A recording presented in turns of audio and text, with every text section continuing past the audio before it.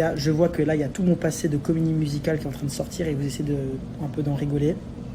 Mais je vais mettre toutes les choses au clair maintenant, là. Les gars, sachez bien quelque chose. C'est que là, j'ai fait la comédie musicale au Palais des Sports devant 3000 personnes. D'accord, j'avais 13 ans. J'étais avec Christophe Maé, Emmanuel Moir, des gens qui ont percé dans le milieu. J'étais chanteur-acteur.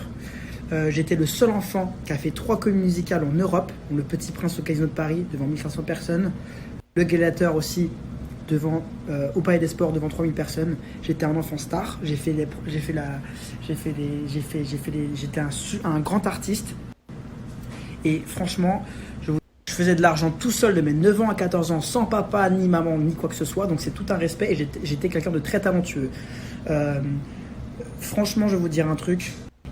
Je trouve ça honteux de vouloir me critiquer là-dessus, alors que au final, la France, je vous ai diverti depuis l'âge de mes 9 ans. Check it out, ok. Comme quoi, je suis un artiste et j'ai beaucoup de talent, les gars.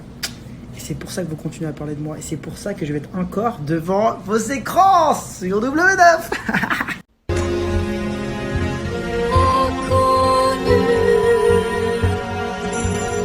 Et j'ai fait aussi beaucoup de cinéma, j'ai fait des pubs.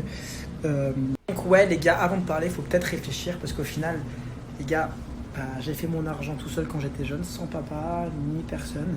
Et je suis un artiste. Check it out, ok. Bon voilà, je suis bien arrivé, tout va bien. Sarah elle prend sa petite douche et moi j'en profite pour revenir sur ce que je vous ai dit hier et vous parler de l'incendie. Celui dont vous avez entendu parler concernant la villa à Faro. J'ai pas eu le temps de m'exprimer dessus, j'ai pas eu le temps de vous dire ce que je ressentais, ce qui s'était passé. Du coup, je vais prendre un petit moment pour vous donner les détails de ce que moi j'ai vécu, de comment je me suis senti, de comment je me sens aujourd'hui. Alors ça s'est passé un jour off. Avec les garçons, on se faisait masser, tout allait bien. Et puis t'as Mila qui débarque et qui nous explique qu'il y a le feu dans une chambre. Ni une ni deux, ça part en courant pour voir ce qu'il reste à faire. Et quand je débarque dans la chambre d'Ilona pour prendre une bouteille d'eau et une serviette, je me rends compte que au moment d'ouvrir la porte de ma chambre, parce que c'est dans ma chambre que c'est en train de prendre feu, là, je prends un trop gros risque. J'entends Ilona qui crie fort, non! Donc du coup, j'abandonne l'idée d'ouvrir la porte, je mets de l'eau sous la porte pour voir si les flammes reviennent. Elles reviennent illico presto et là je comprends qu'en fait, si j'avais ouvert la porte, j'aurais un retour de flamme, j'aurais un appel d'air et je me serais retrouvé derrière contre la vitre qui a explosé en fait.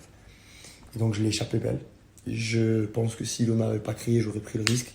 Je pense que je pouvais encore faire quelque chose pour sauver la chambre et empêcher le feu de se propager. Mais à partir de là, on a compris qu'il restait qu'une chose à faire, c'était de sortir. Du coup, on s'est retrouvés dehors. Avec tout ce qui nous restait sur nous, on a réussi à rien récupérer. On n'a pas eu le temps, ça a été trop vite. Moi, j'avais mes claquettes, un short et ma chaîne. C'est tout ce qui nous restait. Et on constatait impuissant en fait qu'on pouvait rien faire. Que ma chambre, celle de Camille, de Gerardo, Anto et plusieurs autres candidats étaient en train de cramer et toute la maison prenait. Du coup, on se rendait compte que ça y est, on ne pouvait plus rien faire. Il fallait juste compter sur l'arrivée des pompiers qui ont été très longs d'ailleurs.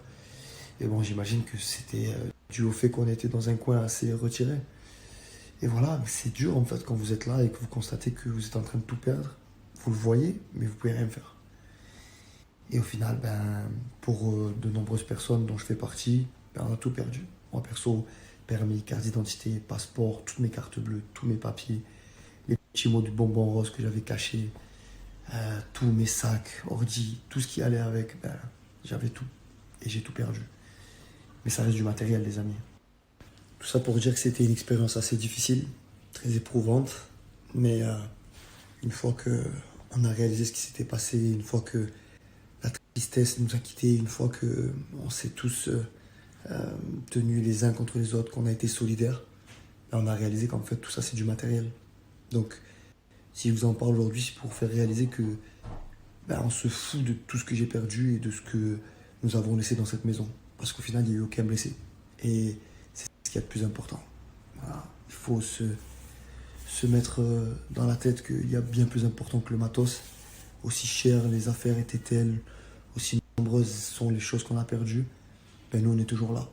Avec le sourire, avec l'envie de vivre et avec les belles rencontres qu'on a faites. Et aujourd'hui, ayant vécu un événement aussi traumatisant, on sait que les uns avec les autres, on pourra toujours compter sur nous.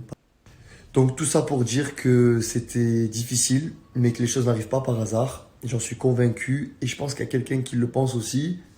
N'est-ce pas, mon bonbon rose? Oui, oui, oui. Oui, oui, oui. Ouais, ouais, ouais. Les choses n'arrivent pas par hasard, n'est-ce Ah pas? non, ça c'est sûr. Voilà.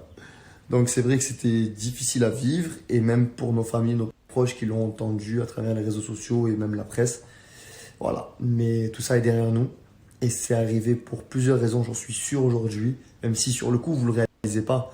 Mais n'oubliez pas que même si vous vivez des moments difficiles, il y a toujours quelque chose qui va arriver derrière et ben, en général on le dit et c'est vrai, après la pluie vient le beau Et temps. c'est quoi ton beau temps? Ben voilà.